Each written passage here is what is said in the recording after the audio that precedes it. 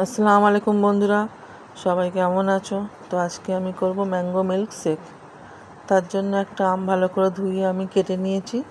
ছোটো ছোটো করে কাট করে আমি নেব আমটাকে, ছোটো ছোটো করে কেটে এবার ওতে আমি মিক্সার জারের মধ্যে আমগুলো দিয়ে দেবো। মিক্সার জারের মধ্যে আমগুলো দিয়ে ওতে আমি চিনি দেবো অল্প করে, 50-এরও কম চিনি ইউজ করেছি আমি। আপনারা যেমন মিষ্টি খাবে সেই হিসাবে চিনি কম বেশি দেবেন। চিনি দেওয়ার পরে আমি এখানে 250 গ্রাম দুধ দেব। দুধটাকে আমি ভালো করে ফুটিয়ে ঠান্ডা করে রেখেছিলাম। এখানে আমি কাঁচা দুধের ইউজ করব না। দুধটাকে দিয়ে মিক্সিটাকে ভালো করে আমি ঘুরিয়ে নেব। বাড়িতে করে খাবেন, দারুণ খেতে লাগে।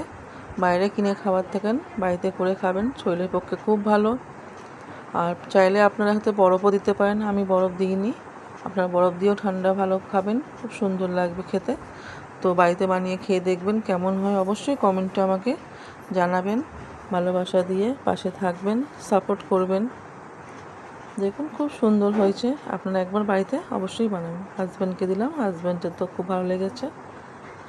তো আজকের জন্য টাটা, সবাই ভালো থাকবেন।